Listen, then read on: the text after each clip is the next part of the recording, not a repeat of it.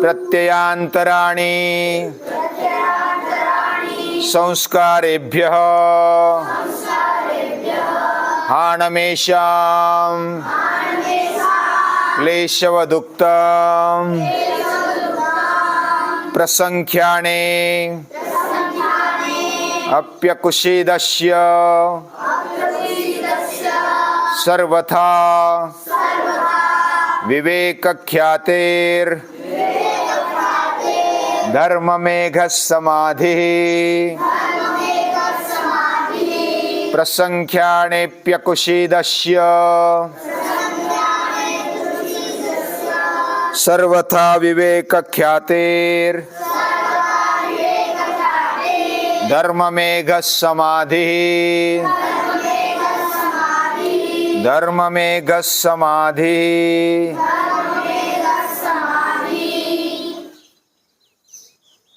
इधर समाधि का वर्णन आया है। ये कैवल्यपाद का 29वां सूत्र है और हमने वैसे पहले योग दर्शन का एक एक सूत्र लेकर के अभ्यास किया है। कुछ विद्यार्थियों ने सुना, किसी ने नहीं सुना होगा, फिर भी जो भी चलता है वो सुनते रहना, समझने का प्रयास करना। तो कैवल्यपाद में शुरुआत में हमें जैसे किसान निमित्त बनता है, यानी कि मिट्टी उसने बनाई नहीं, बीज उसने बनाया नहीं, पानी उसने बनाया नहीं, सिर्फ वो मिट्टी, पानी और बीज का संयोग कर देता है योग्य समय पर। यही काम किसान करता है। बाकी तो अंकुर अपने आप फूटता है। किसान अंकुर फोड़ता है? नहीं फोड़ सकता, वो भगवान की देन है। अंकुर में, बीज में अंकुरन होने की क्षमता ऑलरेडी है ही। हमारे अंदर भी ज्ञान पड़ा हुआ है, उसको सिर्फ योग्य वातावरण हमें देना है, खुद को देना है। इसलिए गीता कहती है उद्धरेदात्मनात्मानम।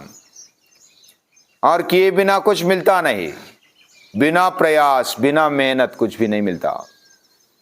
इसलिए मेहनत करते हुए हमें आनंद, मेहनत करने में भी आनंद आता है। जैसे हम सूर्य नमस्कार निकालते हैं तो हल्का हल्का लगता है, पसीना बहता है तो फ्रेश हो जाते।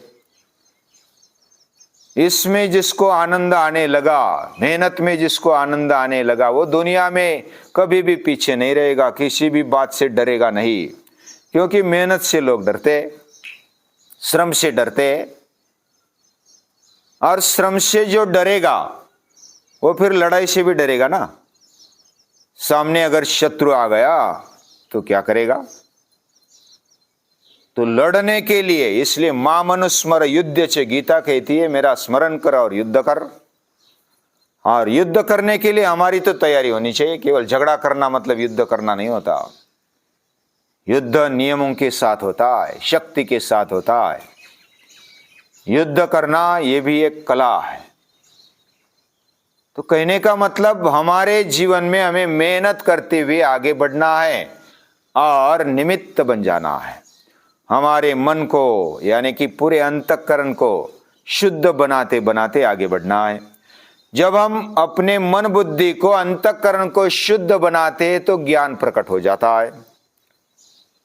यानी अगर समझो कि जलता हुआ कोयला है और कोयले पर रक्षा आ जाती है, तो उसमें रहा हुआ अंगार हमें दिखाई देता नहीं, क्योंकि ऊपर रक्षा है। उसको फूंक लगाएंगे तो रक्षा यानी राख उड़ जाती है और अंदर रहने वाला निखार, अंगार, वो प्रकट होने लगता है।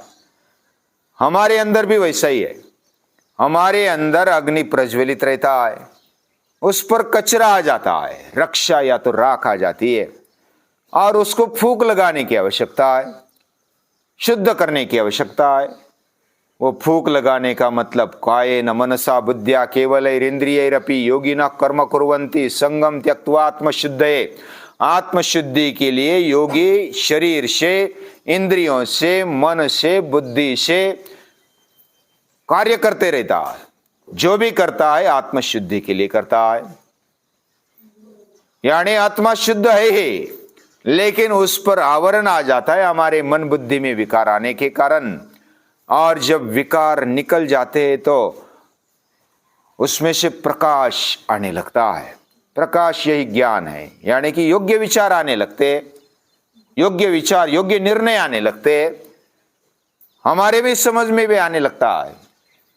समझ में क्या आता है कि मैं अभी योग्य दिशा में निर्णय लेने लगा हूं, मैं अभी सुबह उठने लगा हूं, मुझे अभी आनंद आ रहा है, करने में भी, मेहनत करने में भी आनंद आ रहा है, उत्साह आ रहा है, प्रसन्नता आ रही है।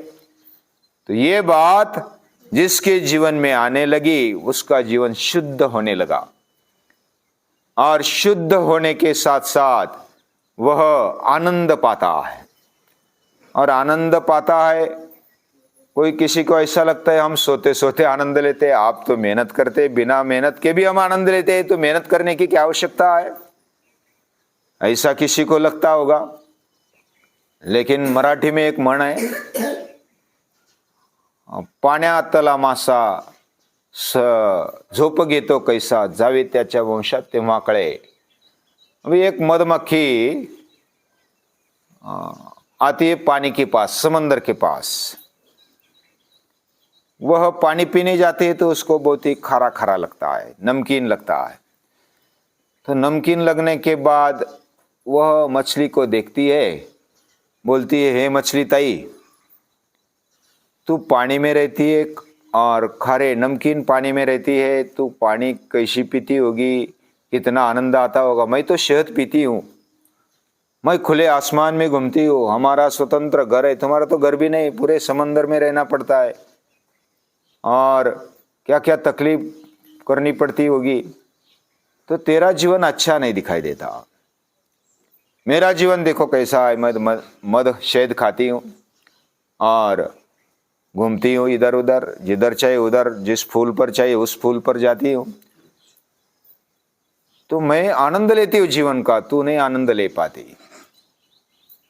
तो मछली बोलती है, अभी समंदर में तेरे जैसा तू जिस प्रकार से विचार कर रही है, समंदर में उससे भी बड़ी आनंद है। पूरी धरनी मेरी, मैं किधर भी जा सकती हूं, मेरे साथी सवंगड़ी है, और मैं गहरे पानी में जाती हूं, ऊपर आती हूं, जिधर चाहे उधर घूम सकती हो, पूरा समंदर मेरा है। और तू तो एक बस मधुमक्खी का एक रहता ना, हाँ क्या बोलते हैं उसको, चट्टा, छत्ता, उस छत्ते को लेकर बैठती, बस जिधर जाती फिर उधर आती। तेरी दृष्टि संकुचित है, लेकिन मेरा मन बहुत ही महान है, बड़ा है, और हमारे समंदर में रहने वालों का, सभी का मन बहुत ही व्यापक है। तो तुझको क्या समझेगा कि मैं कैसे नींद लेती हूँ, कैसे मजा लेती हूँ, कैसा आनंद लेती हूँ। हर एक का एक आनंद होता है, लेकिन जो आत्मानंद होता है प्रसंख्याने, यानी कि जो प्रकाश अंदर आता है, जो सोने का आनंद है, और सोने के अलावा उठने का भी जो आनंद है, समाधि का भी जो आनंद है, एकाग्र होने का जो आनंद है, अभ्यास करने का जो आनंद है, वह न अभ्यास करने वाले को पता नहीं चलेगा। यानी कि गटार में रहने वाला मच्छर, उसको स्वच्छ पानी की मछली का आनंद नहीं आएगा। तो जो आनंद है वह वही ले सकता है, यानी जिसको वो अनुभव आता है। अभी एक बार कृष्णाष्टमी अभी आएगी, तो कृष्ण का एक प्रसंग बताता हूं। कृष्ण छोटे थे, अभी इधर जो चित्र है वो तो बड़ा है, युद्ध के समय का सुदर्शन लेकर के योगेश्वर कृष्ण का फोटो है, चित्र है। लेकिन बचपन की जो बात है, कृष्ण छोटे थे और यशोदा माता के पास थे।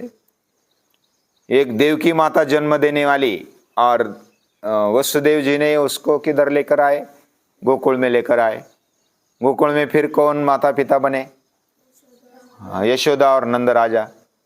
और यशोदा के पास रहते थे, और यशोदा को वो अपना ही लगता था, इतना अपना लगता था कि पूछो मत।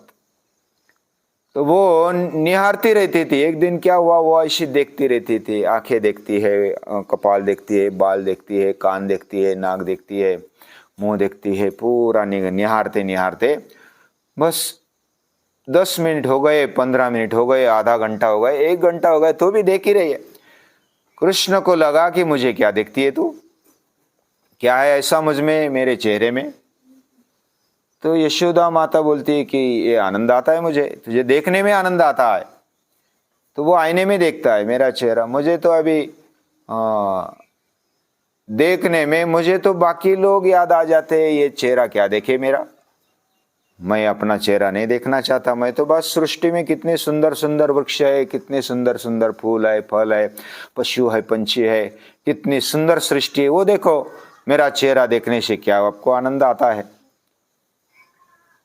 तो यशोदा माता बोलती है कि तुझे क्या बताओ, मैं माता हूं, और माता को अपने बेटे का चेहरा देखने में ही आनंद आता है, और तू तो साक्षात इतना बड़ा सुंदर है कि बस देखते रहे, ऐसा ही लगता है घंटों घंटों तक मैं देखती रहूं, ऐसा मुझे लगता है, ये आनंद है। अभी ये आनंद जब वो लेती है यशोदा, उसका आनंद कृष्ण को भी नहीं आता है, उसका आनंद बाकी दूसरों को तो कैसा आएगा? ये जो आनंद है वो आनंद आता है, और वह आनंद यानी धर्म में एक समाधि है। हमारे अंदर जो भगवान बैठा है वो हम पर कितना प्यार करता है, कितना प्रेम बरसाता है, हमारी जिह्वा गीली रखता है, 24 घंटे रखता है, केवल 24 घंटे नहीं, पूरे जीवन भर रखता है। जीभ अगर गीली नहीं रही तो क्या होगा? सूख जाएगी, तो हम सांस नहीं ले पाएंगे, मर जाएंगे। हमारी आंखें नम रहती है तो हम अच्छी तरह से देख पाते। आंखें अगर सूख गई ना तो बंद होगी तो खुलेगी नहीं, खुलेगी तो बंद नहीं होगी। किसी को अश्रु न आने की बीमारी रहती है तो उनको बहुत तकलीफ होती है। हमारी आंखें फटाक से बंद होती है, फटाक से खुलती है, हमें पता भी नहीं चलता। तो इतना सुंदर ऐसा देह हमें मिला है, क्या क्या दिया है भगवान ने, कितना प्रेम करता है हम पर। हमारा हृदय चलता है, 24 घंटे चलता है, कभी विराम नहीं, विश्राम नहीं। हमारी सांसें चलती है, कभी रुकती है? हमेशा 24 घंटे सांस चलती है, 24 घंटे रक्ताभिसरण होता है, 24 घंटे हृदय चलता है, 24 घंटे हमारा मन वो कुछ ना कुछ करते रहता है। हमारा शरीर, हमारा मन, हमारी बुद्धि, ये कितना अच्छा दिया है और कितनी अच्छी कलाकृति है। यानी हम अगर विचार करेंगे तो हमारी आंखें अच्छा हुआ सामने दे दी, मुख भी इधर दे दिया। अगर पीछे आंखें दी होती तो क्या होता? मुख आगे, आंखें पीछे, नाक इधर, कान इधर, ऐसा दिया होता तो अच्छा भी नहीं लगता। और कितना सुंदर दिया है। हम पर भगवान की कृपा है, वो प्रेम बरसाता है। बहुत ही सुंदर ऐसा देह जीवन हमें दिया है। ये प्रेम जिसको मालूम पड़ने लगता है तो वो बस उसमें खो जाता है। और ये जो बरसात है ना, ये धर्म में एक समाधि की वो देन है। धर्म में एक, धर्म यानी जो भगवान की कृपा है, मेघ यानी जो बादल। और बादल जब बरसने लगता है, बरसने के पहले वाला जो काला बादल है ना, उसको मेघ बोला जाता है। और वो बहुत ही नम्र होता है, विनयशील होता है, वो बहुत नीचे आ जाता है। वैसा जो योगी है वह ज्ञान के कारण उसको अहंकार नहीं होता। प्रसंख्याने अपि अकुशीदस्य, यानी वो व्यापार नहीं करता, मुझे ज्ञान हो गया, मेरे जैसा ज्ञानी कोई नहीं, ऐसा नहीं बोलता। वह तो बस ये तो भगवान की कृपा है। और सर्वथा विवेक ख्यातेर, यानी उसका विवेक जागृत रहता है, विवेक ख्याति, और सभी समय विवेक उसका जागृत रहता है। और वो उस भगवान के प्रेम में नहाता है। यानी गंगा कैसी है? गंगा यानी वही गंगा है। वेदांत क्या पूछना चाहता है? क्या जाता है? कौन? काला बाजा, काला बादल। हाँ हाँ हाँ, ये भागता क्यों है? अभी हवा आती है तो भागता है, और जिधर कम दबाव का पट्टा है उधर वो जाता है, उधर बरसता है। हम अगर अब उसको आकर्षित करेंगे, यानी इधर वातावरण वैसा बनेगा तो इधर भी वो बरसेगा। जिधर पेड़ अच्छे होते हैं और बहुत ही अच्छा योग्य वातावरण होता है, पेड़ कम हो गए तो बादल भी आना कम हो गए। तो जिधर प्रसन्न वातावरण है वो भी उसको अच्छा लगता है। यानी ये धर्म में एक समाधि मानी जाती है। ये समाधि के बारे में और भी जानेंगे, लेकिन आज के लिए इतना है कि भगवान की कृपा, भगवान का प्रेम हम पर बरसते रहता है और उस बरसने वाले प्रेम में योगी खो जाता है। वह ज्ञान को भी भूल जाता है, वह विवेक को भी भूल जाता है। भूल जाता है मतलब विवेक तो करता है लेकिन उसका अहंकार नहीं रहता। उसको ज्ञान तो होता है, उसका अहंकार या तो आसक्ति नहीं होती, वो अनासक्त बन जाता है, उसका व्यापार नहीं करता है। आज तो व्यापार बनाकर रखा है ज्ञान का और पूरे विवेक का। तो ये ऐसी कोई बेचने वाली बात नहीं होती। ये तो सरस्वती माता है, ये विवेक है, ज्ञान है, ये सरस्वती के लक्षण है और वो हमारे अंदर जागृत होती है। वह प्रेम भरी माता हमें प्रेम करती है, हम पर यशोदा जैसे कृष्ण पर प्रेम करती है यशोदा माता, वैसे ही जगदम्बा हम पर प्रेम करती है। और खुद कृष्ण भी जगदम्बा है, वो कृष्ण का रूप लेकर आई है। तो इस प्रकार अगर हम विचार करेंगे तो धर्म में एक समाधि क्या है, यह हमें थोड़ा सा अंदाजा आ जाएगा। कृष्ण को, परम शक्ति को नमस्कार है।